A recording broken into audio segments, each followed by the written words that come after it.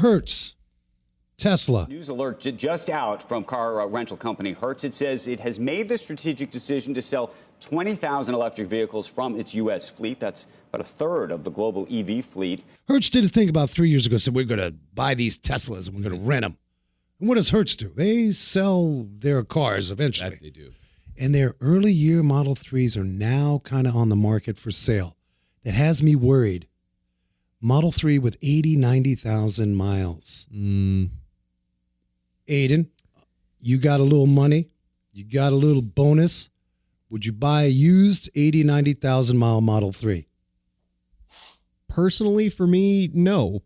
But there's things going in my head. Wait a minute. Why no? Shahe's in studio. We want to wrap on this because a lot of you are digging the Tesla new price point. I get it. That one's a little hard to say. I mean, realistically, if I'm looking at an older, engine car, then in this case, I would so be down for a regular engine car. That being said, with the electric thing, the main things going off in my head are, okay, how's the battery life on that thing? We're going to switch to Shahe. Shahe, we talk about a pre-purchase inspection. My fear is that a lot of garages are not set up to really dive into battery management. And we pre-purchase inspection. We can tell if it's been in a wreck. We can look at basics and stuff like that. Battery life needs to be discussed. And so I've kind of posed this to the industry. How are we going to do that? We're not set up yet. Eventually, we did brakes and some control arms and alignment. But if somebody came to me and said, hey, I want to pre-purchase on an electric vehicle, I can probably get the Tesla toolbox software kind of thing. You look in the center console dash and, the big screen, and it gives me some stuff. My fear is these vehicles come to market and people are not getting the real story on the battery condition.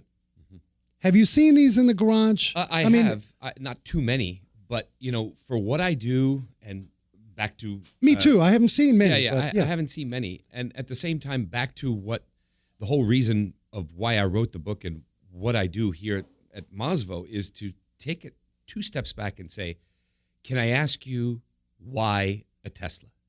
Let's just break it down to why electric? Because if you're going to buy, you need to buy on functionality. And our biggest issue in the car market world, the consumer world, is that we are vanity driven and we are buying based on the extension of our own personality. That's the reality. So I always joke and say it's a box with 4 wheels, solely designed from day one to take you from A to B. Somewhere in the middle with technology and the internet, it became a piece of jewelry, an extension of who I am.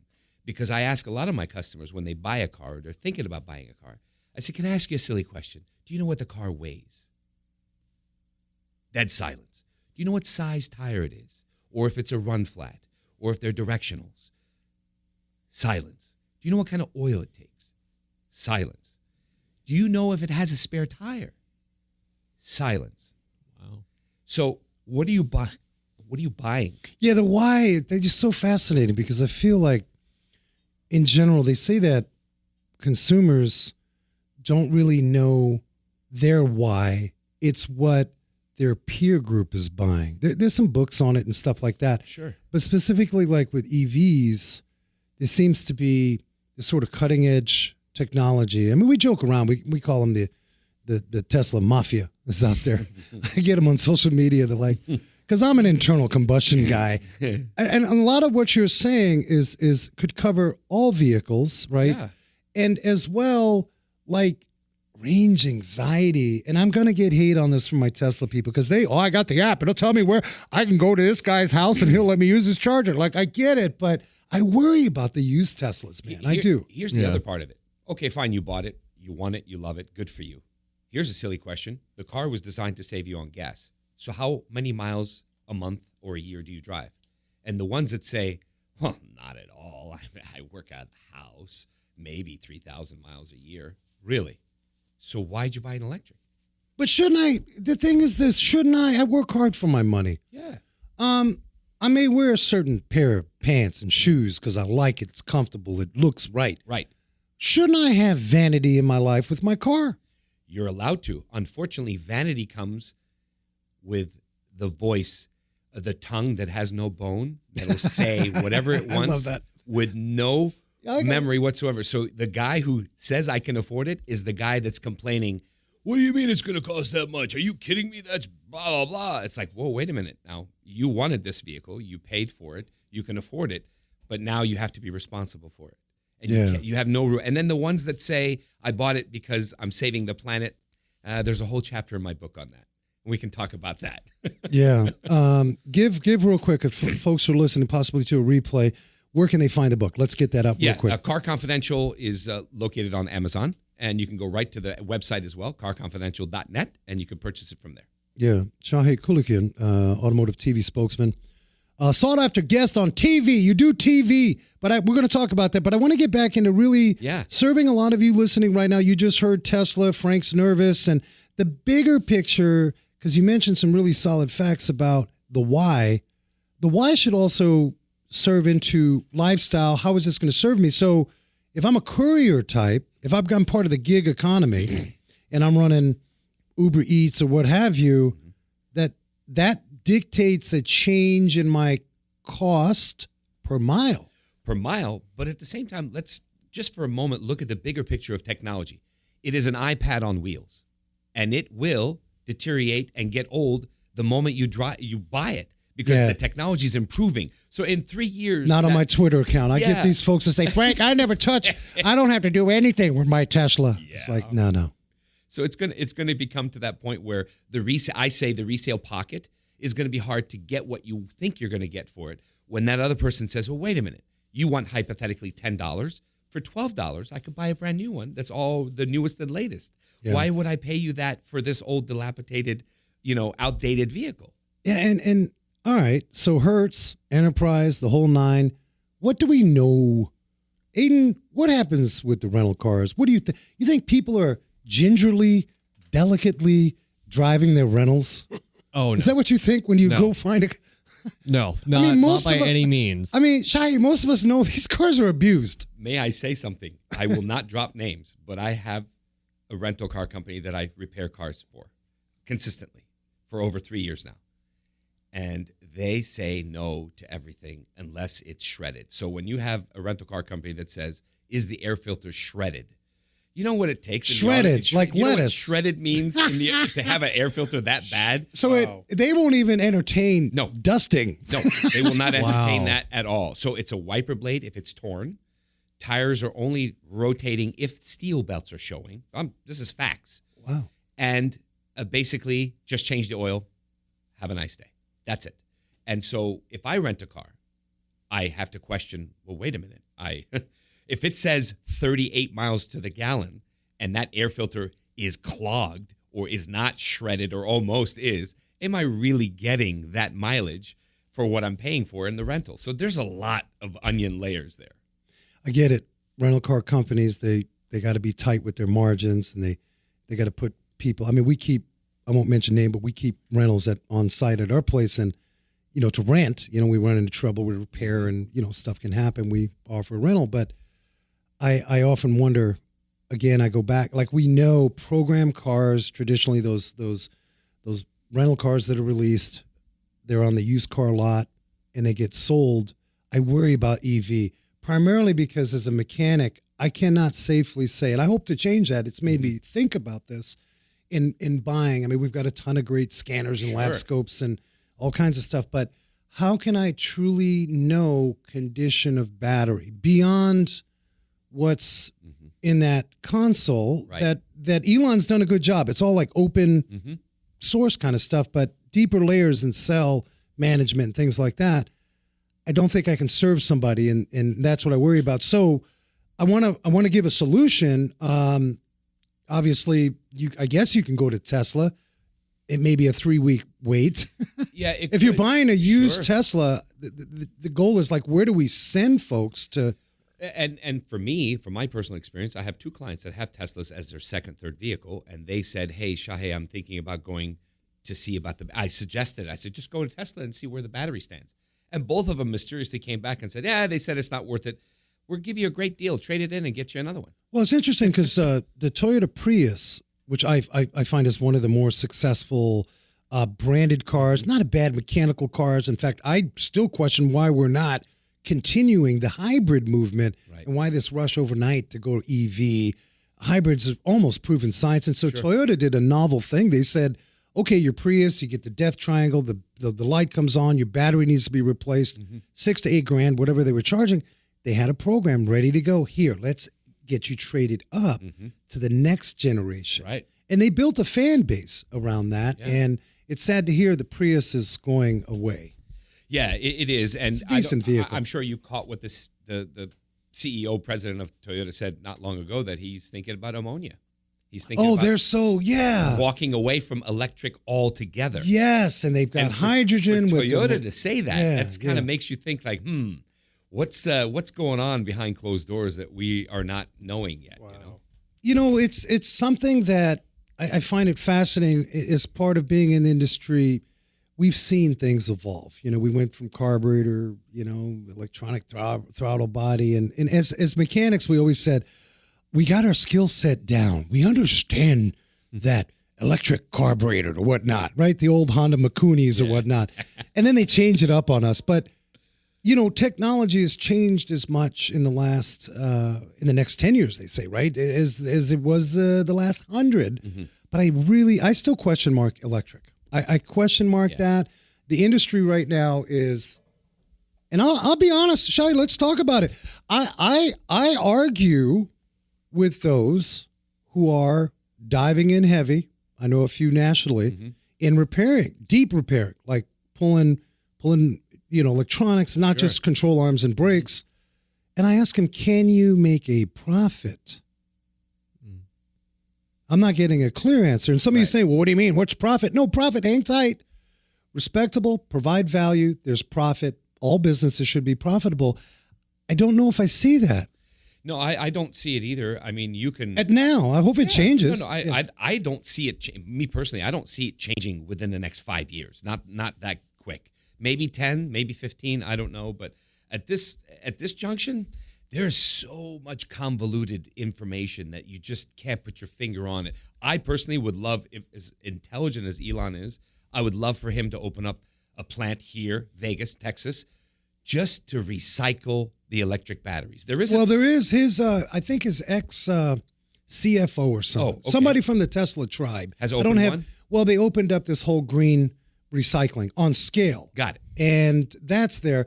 But just the availability, we're just in the Wild West right now. Yeah. And back to the point, I worry about folks buying a used EV more so because, I mean, Aiden, you said it, young driver, you're driving for 3-4 years. Right. Okay, the basics is, what about the battery? Immediately you said that.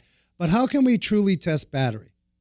How can we truly go into that battery management system? And honestly, I'm still learning on it. A lot of us are still learning on it. Scott Brown, you can catch him on Instagram, Twitter. He works for Motor Age. He's doing a lot of cutting edge stuff out of Claremont. Seth Thorson out in, I believe, Minnesota. He's got 3 or 4 European shops. He's got a training center for that. Autel Tools with fellas like Electron John Thoro has some great classes on it. It's the Wild West. We're stepping our toes in it, but it's like ADAS, Advanced Driving Awareness Systems. We have the Hunter Quick Elite rack, and they want us to. I've had maybe 2 cars out of the last 6 months that I couldn't do an alignment because of ADAS. Right, Advanced Driver Awareness Systems. That's like a $30,000 addition. Sure. We've got to weigh it out. I think, right? Is it going to be around? Or are they going to just make it self-calibrating? I think that the biggest challenge, the unspoken challenge that we really aren't talking about is, as a shop owner, as a business owner, who and when am I going to find the qualified technicians that are going to have the heart and passion? Because I can get a 45, 50-year-old technician who's not going to really have the patience or the desire. I can get the young guy, but he's more of, well, if the computer doesn't say it, I'm beyond the basics. I didn't open up the cookie jar to look how many cookies are there. I just said there's cookies in there. And there's a shortage, and we're going to talk more about that. If you're just joining us, we're going to take a quick break. Shahe, Automotive TV spokesman. I'm not even begin with the last name. We're going to talk about your background, Armenian, wonderful story. please, Amazon, Car Confidential, insider secrets about automobile ownership, car maintenance, and road safety. We're going to take a quick break, couple minutes. Wrench Nation will be back with you. Right on. Welcome back, WrenchNation.tv. Some of you dip in and out. I appreciate you. Life happens. You can get on a podcast, Spotify, iHeart, and, of course, our website there. I want to take you back to episode 301. We had Lynn St. James. We also had Executive Director Cindy Sisson. Women in motorsports doing an amazing movement there, paying it forward. We have Shahe on board. Shahe, tell us about the book real quick. What inspired you? Give us the name of the book. Let's reset. Yes, Car Confidential, and it can be found on Amazon or carconfidential.net at the website. That's what I was looking for. Yeah. Man, you're in the business for quite some time. Like, what? Like, you see this day in and day out. Thousands of service exchanges over the years. What was the movement? Like, you weren't, like, you didn't grow up as an author or a writer or, like, did some, like, say, because there's other these kind of books out there. Oh, sure. Yeah. What triggered you, like, what made you say, I'm going to spend some time with this? The trigger was this. 85% of my clients are women. And so when women come in, the first thing they want to do is get empowered. So I spend more time empowering than I do repairing. What do you think the deal is there? Because we know this. Yeah. A lot of women are making decisions for car repair. Yeah. What do you think the deal is there? I mean, we could say, well, everyone's ripping off the women. And I don't totally buy that. I think there's good guys and gals out there doing the right thing. What are we missing as an industry when it comes to the ladies? Let's talk about that. I think what we're missing is the fact that consumers in general are chasing convenience. And let me explain that. If it's inconvenient for me that I don't have the time to read the owner's manual, to look and understand what's under the hood, I now phase to say, okay, my budget is $500. So let me. So we revert, because we want it quick. Quick. We want it quick. We want it fast. I don't have the time. So hey, Shahe, do me a favor. Whatever it is, keep it under $500. Okay, but do you even know what's wrong with the car? I didn't even explain to you what's wrong with the car. But women chase more of the safety. Look, I don't care what it's going to cost. As long as I know, I need to make that decision because I have my mom, my daughter, my child in the car. I need to make sure I'm safe. Where the male driver would predominantly come in and go, it's lacking power. It's leaving stains in my driveway. It's so funny. I had back in the day, my first garage in the mid-'90s, they were more concerned about how the exhaust sounded. I want the tips on the exhaust, and I'm like, your brakes are. But it's funny how you mention that, because there's two divisions, like the male thought in how they expect the service, and with women. I think the industry's getting better for sure, but it really bothers me because it's a burden for the good guys and gals like you and I and many in the industry that are really there to do the right thing. Absolutely. And we have this huge wall because they maybe have been bamboozled elsewhere. And the bamboozling, again, it's in my book, and I don't mean this in a bad way, and I might get some riff on it, but the bamboozling or the dishonesty trait that the repair shops and mechanics have gotten is the fault of the consumer.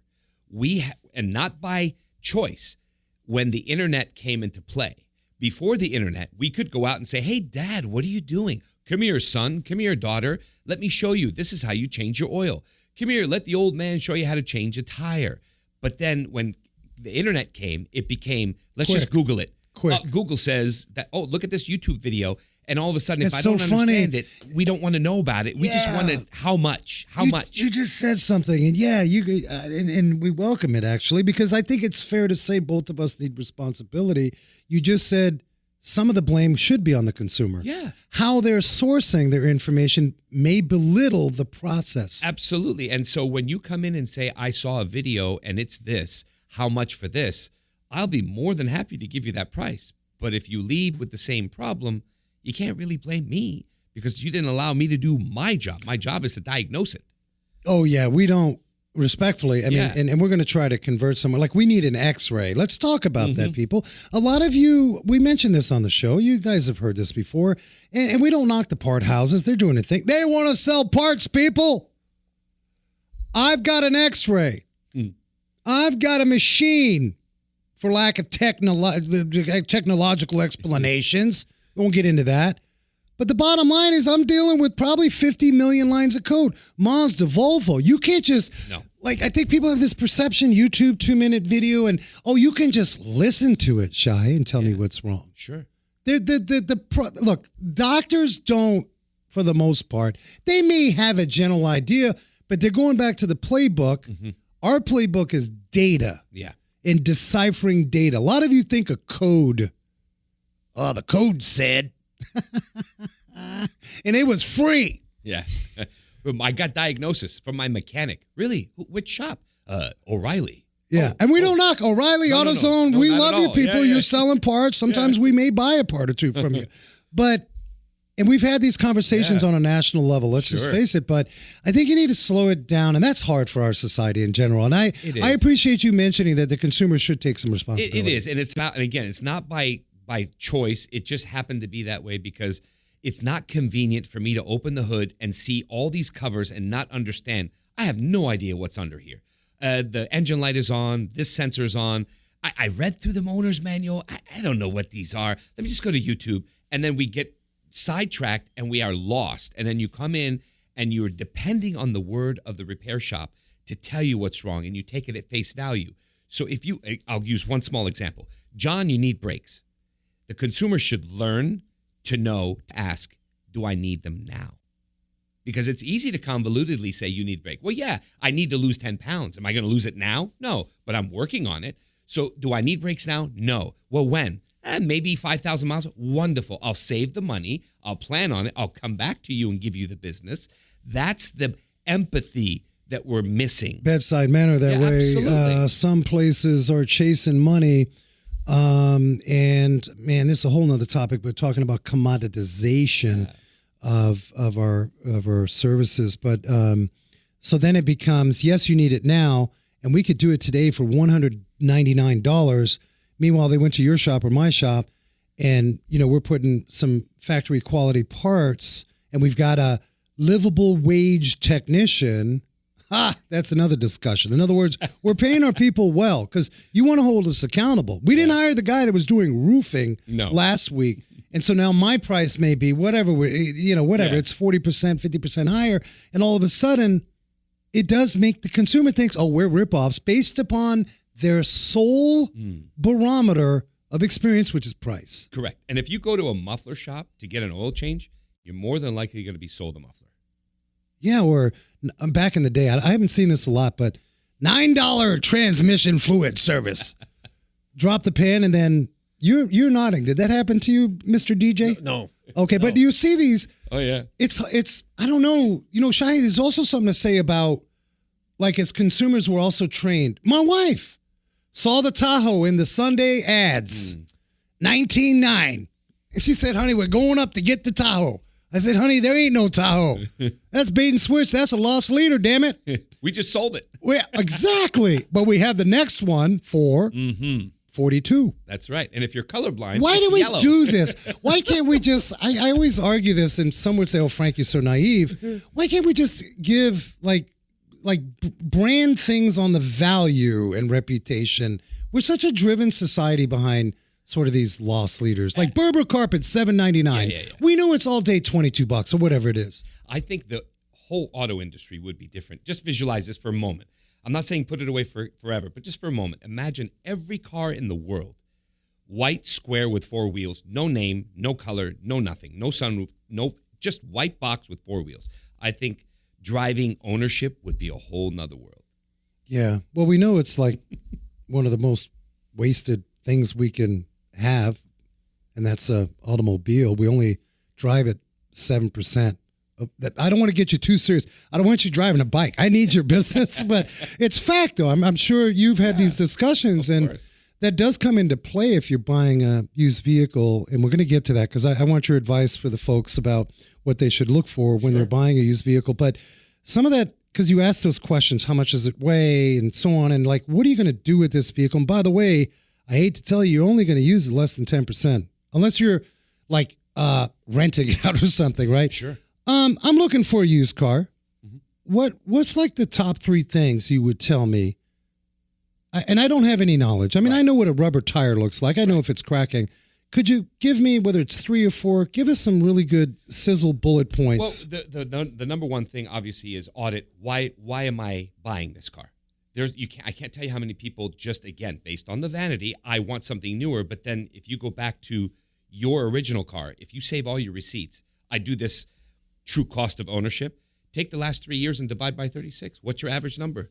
And people say, $87. Wow, really? So why is this car such a bad car? Why are you looking to buy another?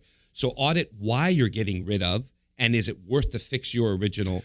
On that note, do you think people sometimes they get the repair bill from the mechanic that's $1,800? It's been decent the last 3 years, and all of a sudden it's $1,800. They want to trade it in, but they're making a mistake. They're making a mistake because if you really know your car, you would say, wait a minute, in the last 5 years, I didn't do anything but just oil changes and some tires, and I didn't really spend a lot of money. Sure, it caught up. Your car's got 160,000 miles on it.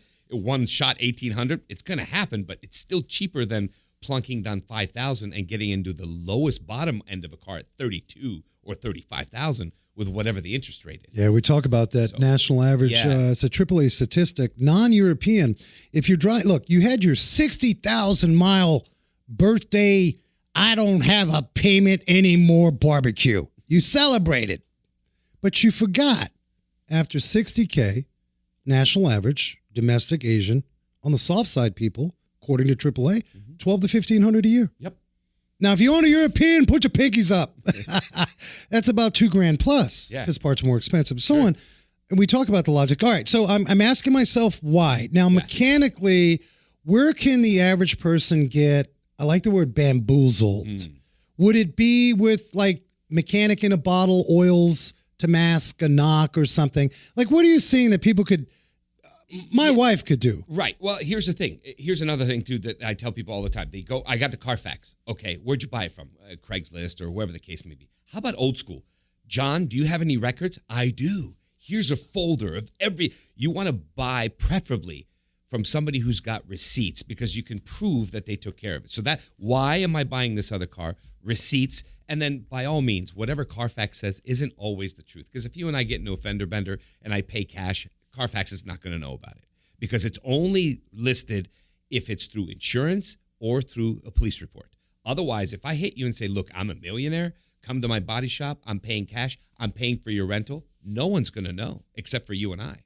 Yeah, there's some of those deals out there for sure. Absolutely. So so that also, again, asking, why am I buying this Suburban with 8 seats and it's just me and my gym bag? I know you want to sit higher and feel safe, but you can't tell me. Do you think the manufacturers, Shahe, purposely know that we're weak as consumers regarding vanity? Absolutely. And they design these vehicles so that we essentially 100%. overbuy? 100%. It's all based on that, and that's what we chase. We chase the vanity. And I asked earlier, I said, if I ask, how much does it weigh? Silly answer for that. Why do I need to know that, Shahe? Well, here's a factual thing that I've done the research on. For every 1,000 pounds that your car weighs at 5 miles an hour, it's like you hit a baby rhino. So if you own an average car of 3,000 to 5,000 pounds and you're doing 10, 15, visualize the safetiness of yourself and everybody else on the road. So when you're texting, you might want to think about those 7 rhinoceroses you're going to hit. Man, you put a visual in my head right now. I did that. I'm a culprit. Back in, actually, my wife, she has this way of, I just bought you a new truck. I'm like, okay, great. Payments, right? Yeah, of course. But I forget what year, she bought a Big Daddy King Ranch Crew Cab F-250 diesel. Damn. Big Daddy. Sweet. I didn't even have a boat. I had nothing. I'm like, honey, we live in Central Phoenix. I was happy. You got to, 30 years. You got to be careful what you say. Yeah. I said, okay, cool. I drove that thing less than 3 months. I was curb checking it. I was like, man, this is a big bed back here. And this is too much truck for Frank. Yeah. I ended up trading it in. I bought my daughter a Ford Explorer. And actually, we bought us the Ford Explorer and the Mustang. My point is, we like our eyes. It's like food. Oh, yeah. What's the saying? We're probably the only country we have this Big Daddy platter. Do we really need to be eating all that right now? Oh, yeah. It's the same thing. Absolutely. And not even that, just even tires. Like if you go to buy tires, the tire brand will say, I got these 4 Michelins. It's da-da-da. Wait a minute. Do I need 80,000 tread wear when I only drive 10,000 miles a year?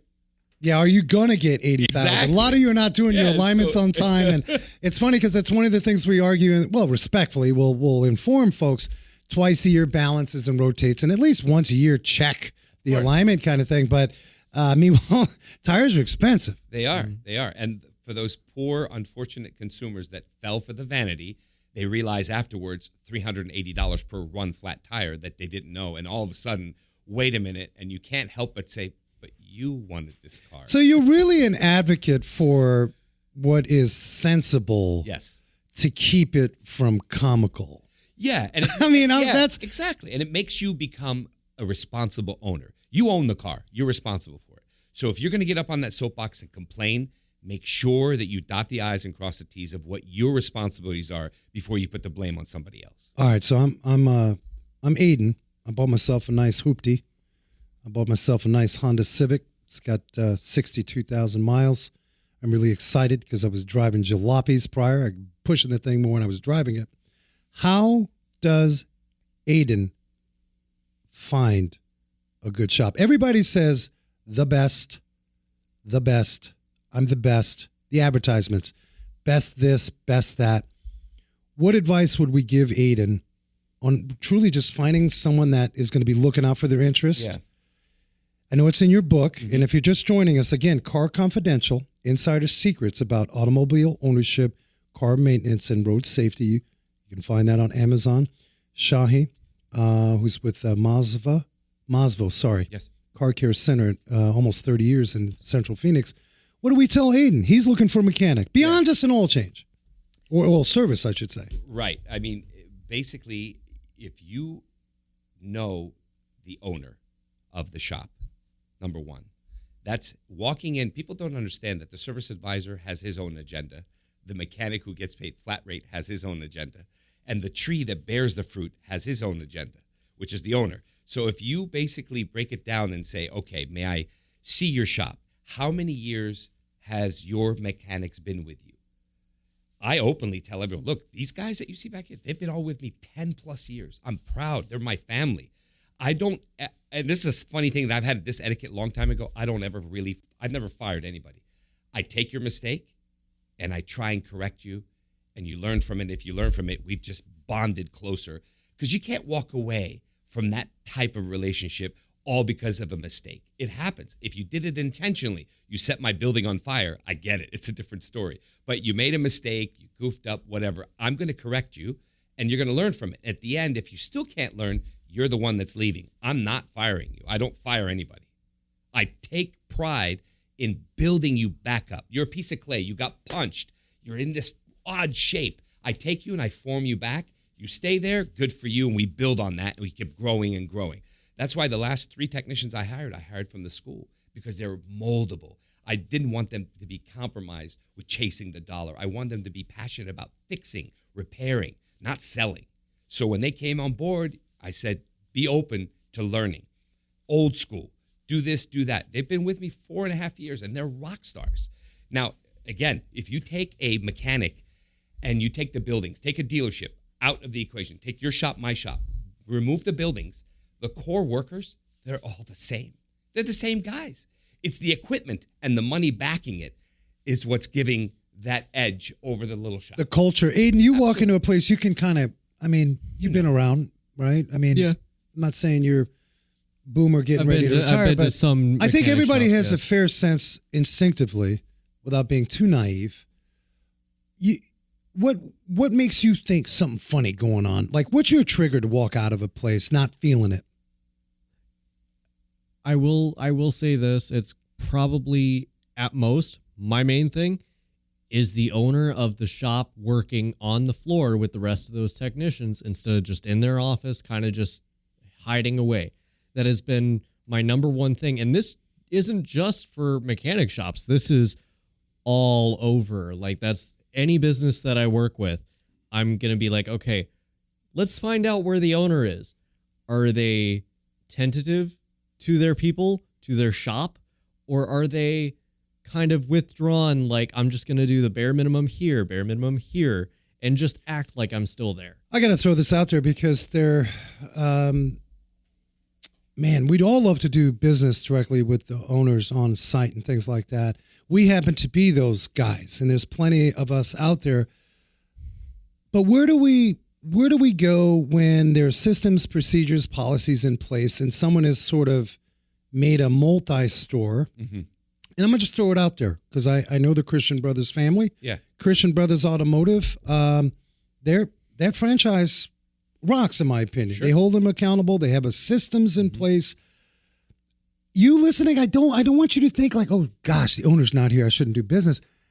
Shahe, like, what's the next level? Like, what's the culture? What's their core? What's the shop look like, maybe? Actually, besides what the shop looks like, a simple question. Okay, you're the service manager. Awesome. How many technicians do you have? 6. Hey, silly question. I just need to know. What's the longest technician that's been with you? Of the 6. How long has they been with you? What? I'm just curious. Humor me. Frank, Joe, Tom, Bill. How long have they? Give me pop-ups. 3 years, 5 years, 2 years. And if you tell me 8 months, 3 months, 4 months. And you've been in business 20 years. Yeah. Something, Yeah. So there's a sense of like turnover equals chaos. Absolutely. Because you just said you invest in your people, which is important.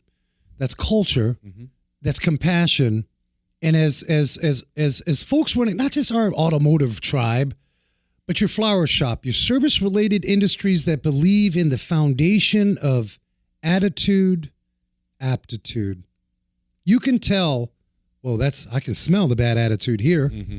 Aptitude just means, are they willing to grow? We're not perfect. Like, we make mistakes, but do we catch them? Do we grow from it? And you're saying with your people, that's important. Aiden, do you? Oh yeah, 100%. And earlier when I'm talking about Art is the owner in the shop, I don't just mean the owner of that building. Mm-hmm. I mean like a manager, a supervisor. Are they on the floor with the rest of them? Not just saying like, oh, if the owner of the building isn't there, don't do business. I mean, I know with them. a lot of good Firestones. Oh yeah, but I think the bottom line is whoever's leading that on site, they should have it together. You can almost tell. You mentioned in your book, and man, I'm an advocate for this. Man, if you're running a pigsty, your curbside appeal, how is my daughter going to come in your joint and you got parts from 1960 on the floor? Man, clean it up. Yep. That's a sense of pride. Mm-hmm. Yeah. I don't get it. I started young as a technician, and I worked for my father-in-law, Middle East Airlines. He built Beirut Airport. He came to this country during the war, and Pan Am said, hey, we got a job for you. They didn't, so he had to go back in Brooklyn. He was wrenching in the winter. He was in his 60s at the time, but chutzpah. He worked. Old school Habibi. Old school Habibi is right. And he was an early year mentor.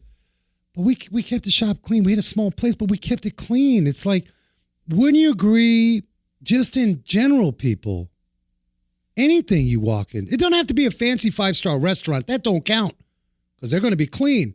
But even just a local joint, like, what happened to attention to detail and just pride of workmanship and ownership, and your people have that? It's important, man. Absolutely, 100%. And it needs to be as simple as this sounds. It really does make a difference.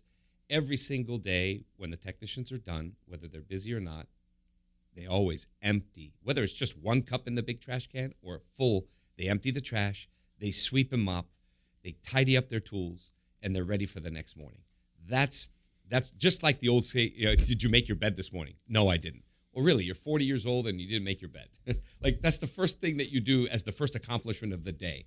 Just that in itself will set your mind, because if you have a sloppy worker, here's also what happens, sight unseen. Though I'm the owner, I'm not over their shoulder every minute. But if they're going to take 10 minutes to remove a splash pan to wipe an oil leak down after doing an expensive repair, and they don't because they don't bother mopping, that's a step that's skipped, and the customer goes home and sees a drip and says, you didn't fix it, comes back and says, oh my God, it's embarrassing, waste of time, raise it up. All you had to do is spend 5 minutes, take it down, and wipe that excessive oil and put it back to complete the quality job. That's the step that you skip when you're not clean and you're not organized and you don't take pride in what you do. That's what it boils down to. Yeah, no doubt. You do a good job covering the basic of vehicle maintenance. And if you talk to a lot of consumers where they feel like our industry falls short, is they feel like we're selling fluid flushes. Right. And it really, look, you car washes, I get it, I'll get hate. You guys should just stick to car washing. Sorry. You make us look like when we present what Toyota says or Mazda or Volvo says, that's the mileage interval. But for a while there, I think it's gotten better. Get my car washed, and all of a sudden they want all this teeth cleaning, maintenance, fluid flushes. I just got it done from them last year. The owner should understand of the vehicle that the owner's manual, which we don't read, we're guided in the industry, sort of what the manufacturers say. Sure. And that's the proof in the pudding. You cover this in the book because a lot of people feel like, well, you're just trying to sell me teeth. No, cleaning. and at the same time, I'm very old school. It says, okay, replace this, replace that. Fine. Instead of just selling, I took the initiative and I removed the cover and I looked at your air filter, physically looked at it rather than just sell you it and then find out later it didn't need it. I'm like, hey, look, your air filter's clean. You must have done, oh, you know what? Oh my God, I totally forgot. I was at the car wash and they had a special. And I did do that. I forgot. And that's the other part of it in the book. Be organized. Have your receipts ready so you know your own car. If you don't know, you're going to double dip and do things because, I don't know, just like extended warranties. Yeah, I mean, people have had extended warranties that bought it, but were convoluted in that 7 hours of buying and they forgot it's in the receipts. 2 years later, they find out they need a transmission. Oh, yeah, I had one. I paid $2,000 for it. It expired. I forgot all about it. Yeah. And you know, a good shop will help you keep organized because we know that life happens and a lot of you listening say, this is way too complicated. I got to worry about it. But a good shop will have those service records and they're prepared for your service visit. They're prepared to guide that service experience and tell you when it can wait. I think a good shop, we talk about this, safety's number one. Major mechanical could cost me more money. Broken engine mounts, engine swaying back and forth like the Macarena, pulling on harnesses. That may be major mechanical could cost me more. And then teeth cleaning's kind of third. That's a game plan scheduled. I always like to go about that. And most good shops will have that structure. What was the biggest challenge, Shahe, on this book? You know, you sat down and put it together. Did you look at other sort of guides and say this is what they're missing? Like, what was your challenge putting this together? Well, really? Again, like I said earlier, the fact that I have 80% of my clients are women, it started with one client of mine who just jokingly said, wow, Shahe, I'm surprised you don't do a TED Talk. And I said, you know what? That's a great idea. So this is 2.5 years ago. I wrote it. I submitted it. I have friends in the film industry in LA. I went through the channels, cut through the whatever red tape, and got it in front of someone. They replied back and said, this is amazing. However, you got to break it down to 20, 21 minutes. Yes. This is way too long. Yes. And I said, the industry is way too complicated to do everything I want in 21 minutes. It's hard. So the following time she came in, she goes, did you ever do that TED Talk? And I explained, she goes, well, why don't you write a book? Because you'll get more people that way, old school snail mail style. And I go, oh, that's a good idea. This is like 5-6 years ago. So I started then and putting it together. My biggest challenge was having people be honest with me as far as, I don't know what it is, but most customers, they feel that if they tell you something just slightly off that you might get offended. Like you did, like really, what was it that you like about me? What is it that you like about me? Like Simon Sinek, who's a great, I listened to him. He said one time when said, hey, when did you first love your wife? Oh, on this particular, and he said, prove it. So I gave that to my customer. I said, well, what did you like? Why do you come here? Well, give me an example. And then they're kind of confused. I'm like, well, and then you break it down. And man, that's old school relationship. Yeah. Like you're married. Like it's okay to fight too. We're going to make up. I'm going to own it. I'm the first to get on the soapbox and say, we make mistakes. It happens. A good shop, a good business, any business that is different from a bad one is the one that takes care of things when things go sour. So it happened. My elbow hit. I broke the radiator. My apologies. Guess what? I got a rental for you. Go do your business. Your bill remains the same. Whatever extra I broke, I'm fixing it. Not a problem. It happened. Oh, thank you so much. I appreciate it. Life goes on. It's part of business. Let's tell folks where address of the shop. Yes, 4610 North 7th Street, just south of Highland on the west side of 7th Street. We'll have that in show notes so you guys locally, it's well worth it. In fact, what I find is a phenomenon, which is a good thing. Years ago, traditionally, we said, well, we have a market radius of 3 to 5 miles. I'm getting people 8 to 10 miles driving. If you find a good mechanic, automotive technician, you will travel I will give you one great example, which is my pride and joy, and I love this. And it's been going on about 12 years. There are 5 families that come from the reservation that drive into Phoenix and stay at a hotel to fix 6 of their cars with me on a scheduled every 6 months. And they stay at a local hotel and they bring all 6 cars. They drop all 6 and they go back to the hotel and they Uber and they catch Uber and whatever until I call them and say all 6 are done. And they go, I mean, that's like, wow, man, like you could go anywhere. There's shops so much closer to the reservation than me. Well, it's relationship. Yeah. I think you've done an amazing job that way. I think the biggest thing for you listening is you just try to dial in, like any relationship. There is no perfection, but you can tell the integrity of the outfit. Reviews are real. Like some of you think, well, those reviews, they paid for those reviews. But let's say you have a new business. Let's say you have a year 1, year 2. They're doing really well by the community and the people. Meet the people, go test drive. I always said, don't show up in a garage when you need something. Mm-hmm. Like your daughter's first date. Are they responsible? Mm-hmm. Do they look a certain? I mean, I'm being silly now, but we do this. I'll raise my hand. It's like I'm last minute Louis, but I got a car. Number 2 thing to do after I sort my finances, insurance, I know my payment, I'm being responsible financially. Number 2. I'm gonna search for I'm gonna do my homework, which is not on the internet only. Go visit, like Shahe said, visit. Shahe's there. He's gonna give you his book.